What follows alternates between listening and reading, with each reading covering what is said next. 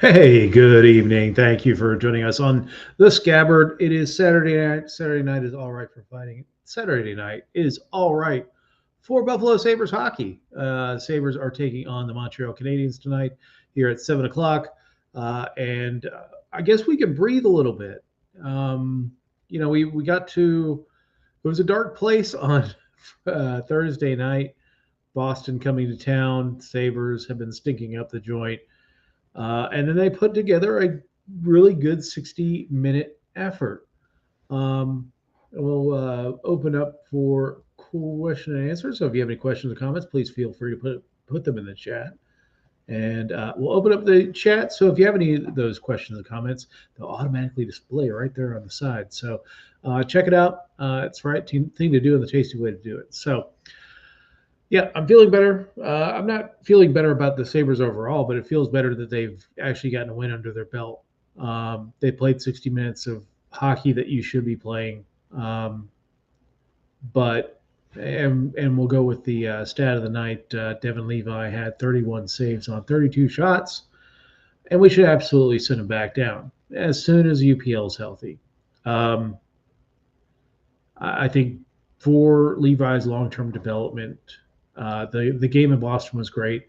It was kind of a home game for him because, he played those years in Northeastern, won the Bean Pot there at TD Garden. So he's familiar with the rink and looked very comfortable. But I think long-term, I don't want the Sabres to just start thinking, okay, well, he's fixed and he's ready to go. Let him get some more seasoning time down in Rochester. Don't rush him, and again anoint him the savior of the franchise. Let him develop as an NHL goaltender and get the good habits and make sure that what he did on Thursday night replicatable. I think is the way I would term it. And I'm not saying that Devin Levi should be just sent down to be sent down. Again, there are things with his game that, um, you know, we saw it on Thursday night, but before he got, before he was sent down originally, there were definitely holes in his game, and I don't want to pronounce them completely ready to go right now. Give him some more time in Rochester. Let him be the number one. When UPL is back and healthy, let UPL be the number one. Eric Comrie is, I mean, his last few starts have been rough. And I know that there's kind of this desperation. All right, well, we'll just put Levi as the backup now. I don't think for long-term development on Devin Levi that putting him as the backup right now is the best thing for him. He needs games, he needs starts, he needs the ability to work through things without the pressure of working through them at the National Hockey League level, where a loss can keep you out of the playoffs.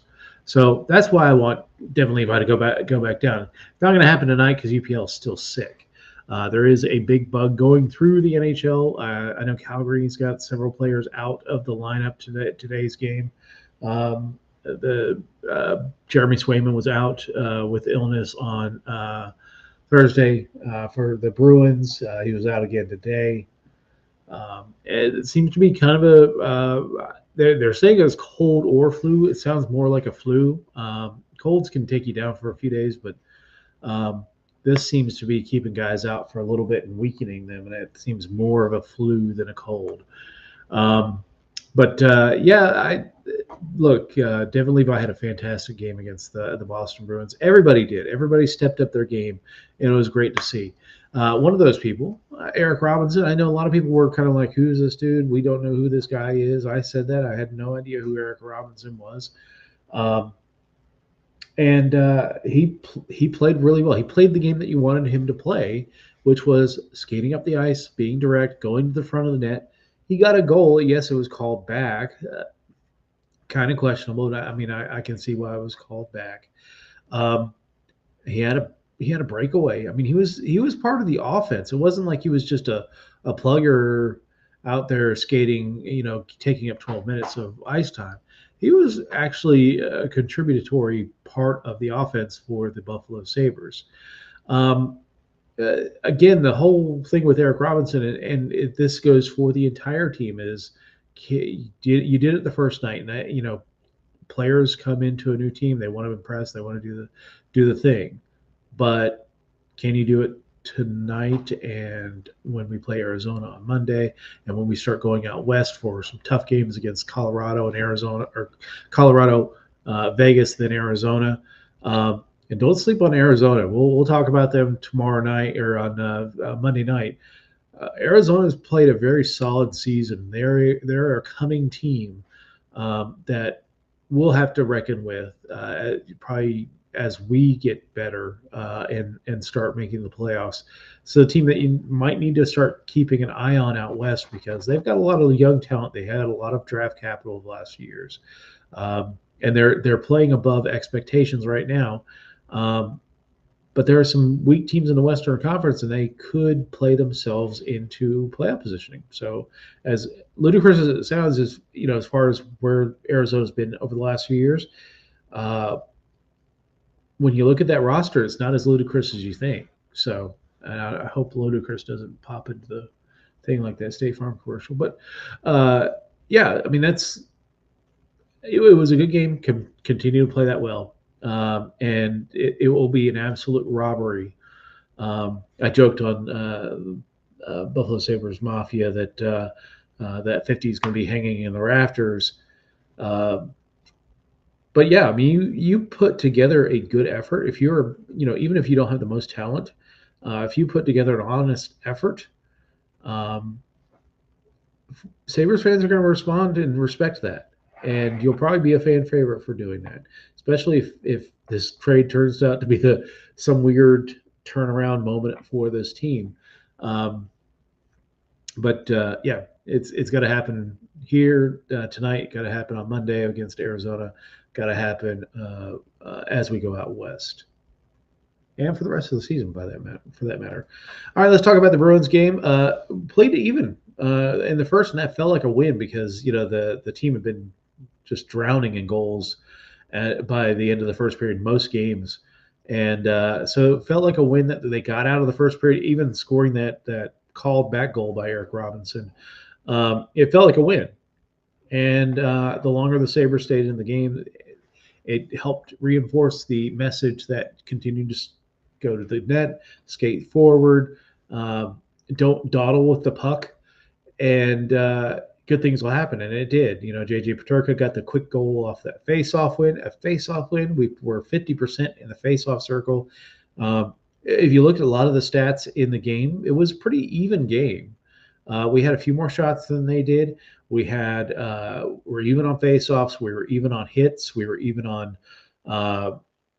We were ahead on takeaways. We were slightly behind on giveaways, but for the most part, it was a fairly even statistical game.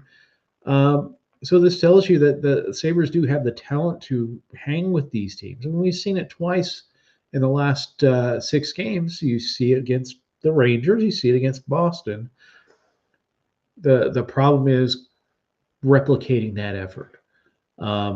Do they sit back on their laurels, or are the bad habits that hit them during the games a permanent feature of this team? And if it's one or two players that are just not, they lose that attention to detail from game to game, and then it kind of spreads throughout the team, then we need to identify those guys and get them out.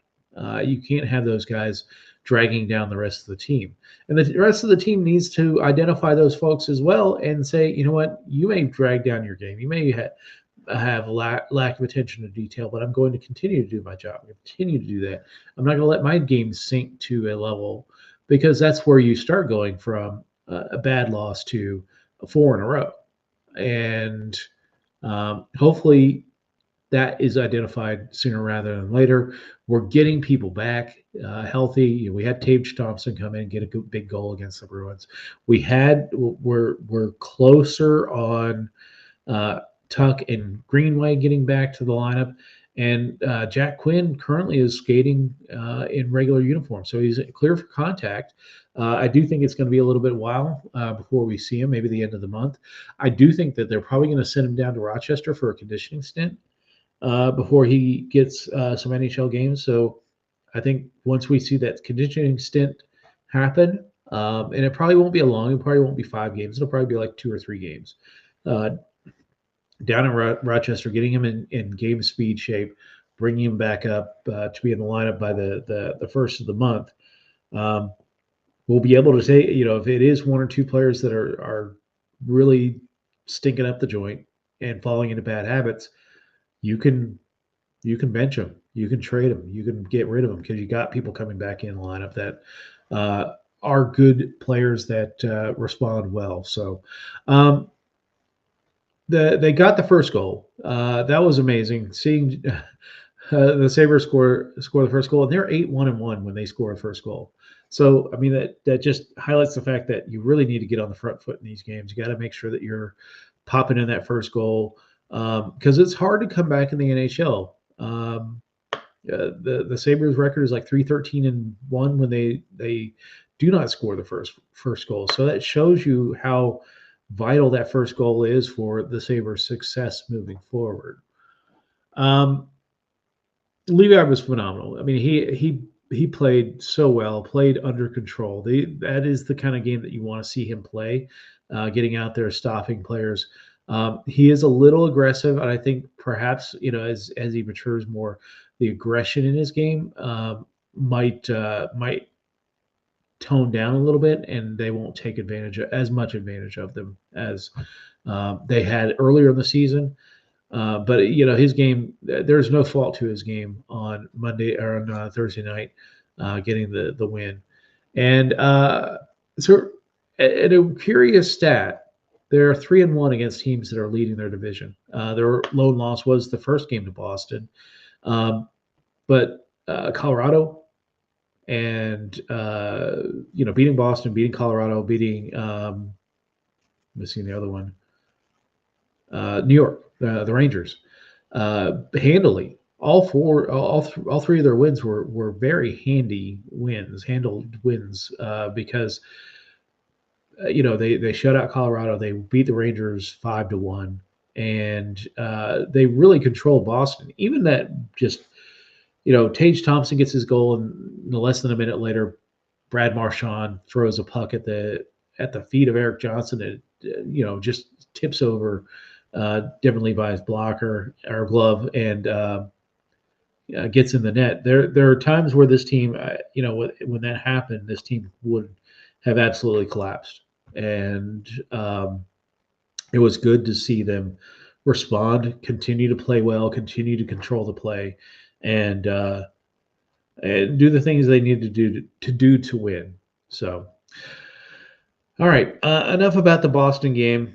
It was a good win. Again, the whole thing with this team, the whole thing that needs to the Sabres need to answer for us to start feeling better about this team is, can you do it tonight? Can you do it Monday? Can you do it when we go out west? Replicating this effort. I tell you, if we can get to the end of this month, the schedule does open up for the Sabres. We start playing a lot more teams that are in the bottom part of their division than the top part of the division. So we might have a good chance in January to go on a run, but I'd like for us to go on a run in December and January and get to a point that maybe the playoffs aren't as much of a question. It's more seeding. Right now, playoffs are just a question. We're barely closer to the playoffs than we are to the bottom of the league. So we've got to start going on that round, start doing the things that will keep us competitive. Let's see. Let's talk about the Canadiens game tonight. The Canadiens are coming in 11, 12, and 3, and 6 in the Atlantic. They've beaten the Buffalo Sabres once this season 2-1. They lost to Los Angeles on Thursday 4-0, and are 2-4, just like the Buffalo Sabres, 2-4 in the last 6. Sean Monahan leads the team in goals. Nick Suzuki leads in assists and points.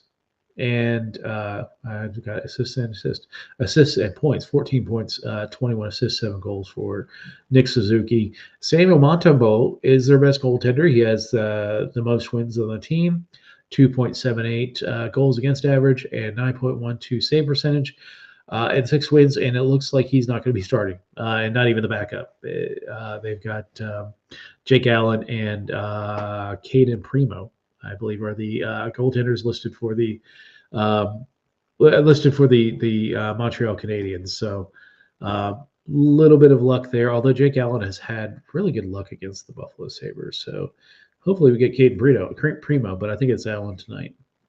Let's talk about their the protected forward lines provided by Daily Faceoff. We've got first line of Cole Caulfield, Nick Suzuki, and Uri Slafkovsky. So number 1 overall pick with Cole Caulfield, Nick Suzuki.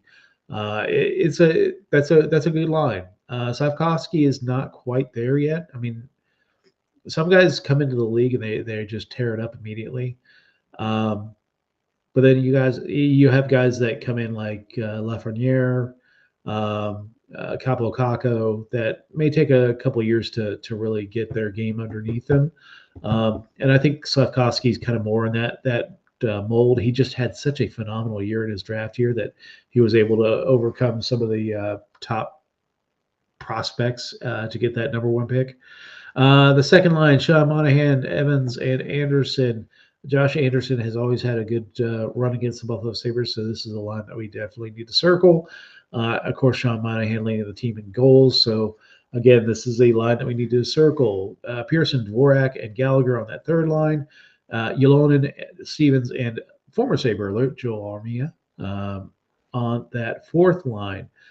Armia's had some decent games against Buffalo, and he's had a decent career. He was a first-round draft pick. There was lots of hype with him. He had a phenomenal shot. Just never developed that offensive game at the NHL level, but he has been a very, very serviceable third and fourth line guy for the Montreal Canadiens. So, but yeah, that's Joel Armia. The defense pairings for the Montreal Canadiens, we got Matheson and Lindstrom. Gulli and Barron, is that Struble and Kovacevic. This group has been decimated with injuries and illness, so we're getting kind of a skeleton crew here on the defensive side, and that's why Montreal's kind of taken a step back after having a good run early in the season. But I mean, there's some good prospect guys. Gulli's decent. I think Kovacevic's supposed to be pretty decent coming up, but maybe just a little too raw for some of these guys to be starting in NHL games right now. Oh, I was wrong. I know I put it down here. I just couldn't remember what the order was, but at least according to Daily Faceoff, we're getting Caden Primo in net and missing Jake Allen. Like I said, Jake Allen's had our number, so that might be a little bit of a benefit, but again, don't play to your opponent's level. Even if we perceive the Canadiens to be a weaker team than the Buffalo Sabres, probably a year or two away from actually getting into that competitive portion of the rebuild of their franchise. You don't take these guys for too lightly. Chase Caden Primo, just pepper them with shots, attack the net, keep going forward. Put the same pressure you put on Boston onto Montreal, because I think you're going to have much better time and much more success executing that against Montreal. And Montreal wants to run a gun. Martin St. Louis has been having these guys just trying to take the puck up and down the ice. First game, if you told me that the result of the first game would have been 2-1, I would tell you Buffalo would have won, just because I think Montreal wants to get into the 6-5 track meets, and they feel more comfortable with that. That's why that game was such an anomaly, is that, it was 2-1. There was not a whole lot in that game. Had scratches tonight. David Savard, one of their better defensemen, out on IR, as well as Kirby Dach. I think he's out for the rest of the season. Harris, Harvey Pinard, another defenseman, and Alex Newhook are also on IR. So a lot of players on IR for the Habs, which is why they've got kind of a skeleton crew on the back end. Sabres projected lines. Probably not going to see much of a change from the game against Boston. Got Skinner, Middlestat, Thompson, Benson, Cousins, Peterka, Roseanne, Jost, and Olofsson. And I can't, having seen him for a few games, I don't dislike the game that Roseanne's been playing. He's had a couple of games where he probably should have scored already, but I think he's starting to feel more comfortable. And that might be an interesting, as we get guys back healthy, I think he's probably going to go down. But if he starts scoring and he starts performing before these guys start coming back, what happens? Might make Kevin Adams' job a little more difficult. But I do expect him to go down once Tuck and Greenway come back. But let's see. And then Robinson, Krebs, and Okposo on the fourth line are defensive pairings tonight. Good news, we're getting Rasmus Dahlin back. And that's another impressive thing about the Sabres game against Boston, is that Rasmus Dahlin wasn't playing. And you had guys like Owen Power and Matthias Samuelsson putting in 28 and 27 minutes of ice time, and they looked good together. And as you can see with the defense pairings, we got Dahlin back with Yoki Haru. We haven't seen that for a while now, where Dahlin and Yoki Haru are playing together.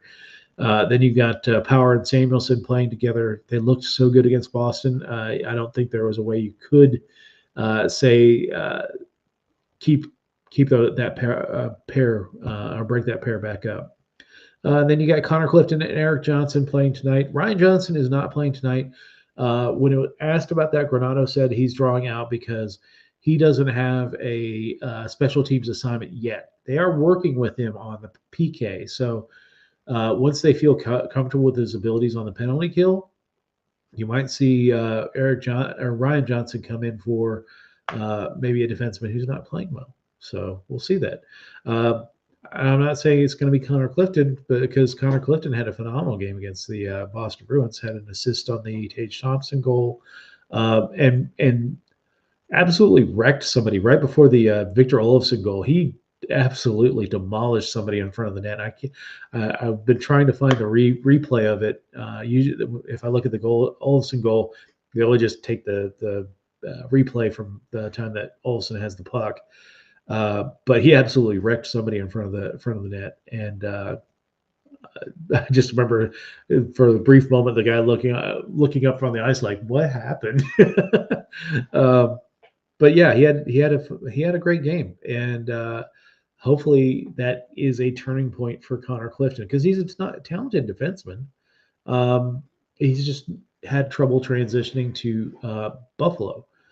So yeah, Connor Clifton, Eric Johnson on that third pairing tonight. Our goaltenders, I haven't seen much online about who's going to be starting, but I do believe it's going to be Devin Levi again. Sabres need wins, and I don't know that they're confident in Eric Comrie giving him one of those wins. So he's going to have to do something on this road trip. Unless UPL can't go on the road trip, they expect UPL to come back by the time they start going out west.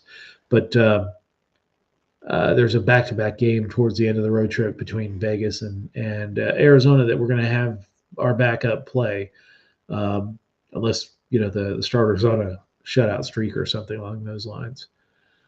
Sabre scratches tonight. We've got Ryan Johnson as a healthy scratch. Tuck Greenway are day-to-day. Bryson is a healthy scratch. Gergenson's the word is from the Sabres that Gergensen has had a little bit of a setback, so it's going to be a little bit longer for Gergensen to get back in the lineup.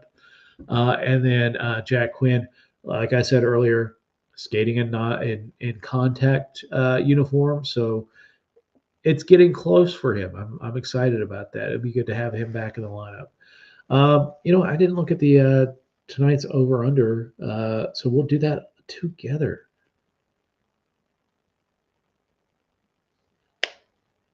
Hold on a second. The app takes a while to load. I've downloaded this app just to be able to tell you what the over/under is on these games.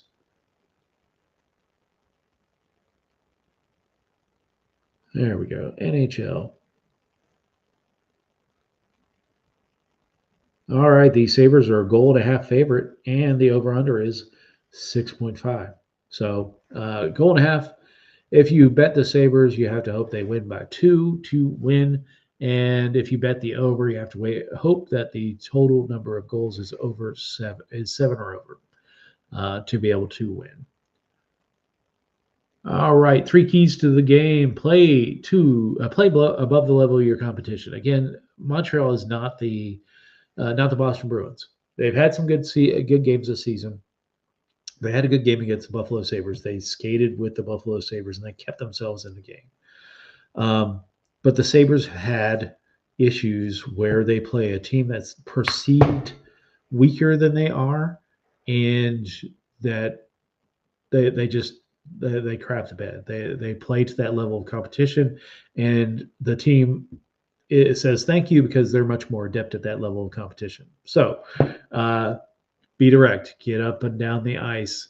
Don't dawdle with the puck. Don't receive a pass and then just kind of look around. I'd rather you make it and have the principles of general passing. Don't pass right up the middle of the ice, but in your own zone. But be direct. Get to the net. Get shots on Caden Primo. Make him work. Make him worry. Make him think that he's in for a long night. Because if he does, he'll start to believe that he's in for a long night, and the goals will start going in. Plus, you're putting pressure on a kind of a patchwork Montreal defense. This is a really good chance for Buffalo to go on a winning streak. Even if it's just 2 games, it'd be nice to have a winning streak of some sort. And again, don't let Montreal hang around. If you let them hang around, again, you're playing to the level of your competition, and they are going to beat you on experience. So make them work, make them worry, make them understand that they're in for a very long night by playing in their zone and getting lots of chances, getting lots of shots, and hopefully getting lots of goals. Let's see. Our player profile tonight is Devin Levi. And Devin Levi was born in 2001. Makes me feel old. December 27th, 2001. So he's getting close to his 22nd birthday. Um, uh, from Canada. Where is he born in Canada? In Quebec. Dollard de Ormeau in Quebec, Canada. He's a 6 foot even goaltender, 185 pounds. Catches left. He was drafted originally by the Florida Panthers in the 7th round. 212th overall in the 2020 NHL draft. He was kind of overlooked as a goaltender. I think part of what played into his low draft number was that he's not the 6'5" monster in net. 6 foot, kind of short for current NHL goaltenders, but he plays well. He plays aggressive, and some teams are starting to kind of get to that and exploit that. But as he gets older, he's going to be able to refine that out of his game. But he plays bigger than he is. I'm not worried about his long term. I know a lot of Sabres fans before he got set down are like, he's a bust, he's a bust. I'm not going to pronounce whether somebody is a bust or not less than 20 games into his NHL career and actual starts, and when they're barely old enough to drink. Give the kid some time, give some time in the AHL, and let him work out whatever he needs to work out and come back to the NHL. A lot of NHL goaltenders don't really mature and get their game until they are 20s, late 20s, early 30s. Was it Tim Thomas? Remember, he bounced around the league and played in Europe before he actually found his game and backstopped the Bruins to a NHL title. So goaltenders take a different path, and try and develop him right. But it's let's see. He won the Junior A title, best goaltender in that one. He's played in the World Championships last year, got a gold medal as a goaltender for Canada. Won World Junior Championships. He won the silver medal in 2021. Was named to the Canadian Olympic team. I don't think he appeared in the Olympics, but he's played phenomenally in his years in Northeastern. If you look at the Beanpot teams, and that's what Boston College, Boston University, is it UMass Amherst? No, Harvard, and Northeastern. Northeastern has often been kind of a afterthought with this tournament of the Big Four teams in the Boston area. That he carried them to a Beanpot tournament win last season was amazing for a team that's always had struggles in that market. Really, kind of separating themselves from the bigger teams like Boston College and Boston University. But yeah, he was hockey's all rookie team in 21-22, the All Hockey East first team in 21-22 as well, ACHA first team All American in 21-22. And he's Jewish. Wikipedia says list of Jewish ice hockey players. So happy Hanukkah to Mr. Levi. Hopefully he's having a great Hanukkah. Hopefully all of the viewers who are of the Jewish faith are having a great Hanukkah. Hope everything's going well. But that's Devin Levi. The future is bright for this kid. I can't pronounce him to make the decision on his career based off a few bad starts this season, particularly with this team that's struggled all around. So let's get him some experience and some time in the minor leagues and see how he does from there. On this date, December 9th, 1992, Alexander McGillney scored the second of his 7 hat tricks in that 1992-93 season where he got 76 goals and finished tied with Timo Solani for the top goal scorer in the league. He led Buffalo to a 5-2 victory over the Boston Bruins that night. McGillney was amazing. Seven hat tricks in a season is amazing. I did see that Tage Thompson, when they talked about his 5-goal game the other night, he had four hat tricks last season. An amazing number. 7, I can't even fathom. And I watched the Buffalo Sabres back then, so that was when I really started getting into hockey. Was McGillney and LaFontaine tearing it up that season. That actually might have been. It's interesting. I think the first game I ever saw was that game. Because ESPN had gotten the rights to hockey. I was bored in my dorm room at college, and I flipped it on and watched the Buffalo Sabres beat the Boston Bruins. And that's awesome. I just realized that might have been the first NHL game that I really sat down and watched, and that is really cool. Because I remember Alexander McGillney had an amazing night that night. So cool. All right. Let's see. Last thing for the night. We got a couple more things. So on the farm report, Amherst are now 11-7-2 on the season, third in the AHL North. They dropped a 6-1 decision to Charlotte on Friday. Charlotte is the Florida Panthers' top farm club. Marsh with Michael Marsh with the lone marker for the Amherst.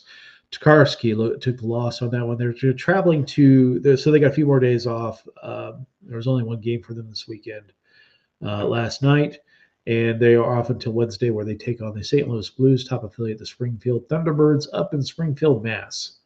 So we won't see the Rochester being updated the next couple of nights until the Sabres are on the road.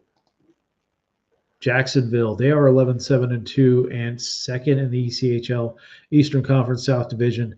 They beat up on Norfolk 4-1 on Friday. They have a return match tonight against the Norfolk Admirals. So that is the Jacksonville Icemen doing well, getting better after having a little bit of a rough patch on home ice. The week ahead, we've got Arizona on Monday. We've got Colorado on Wednesday.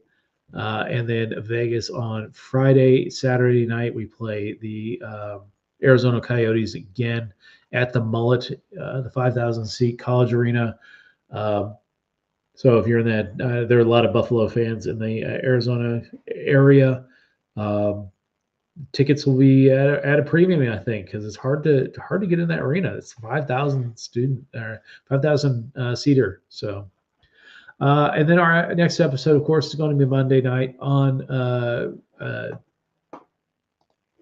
at 6 p.m. As we take on the Arizona Coyotes.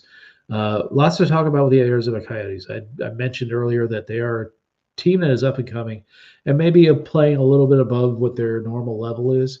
But I think this is a team that, as the Sabres get better and start becoming more competitive and getting deeper and deeper into the playoffs, this is a team we're going to have to start looking at because they have had just as many draft picks and probably more draft picks than the Buffalo Sabres.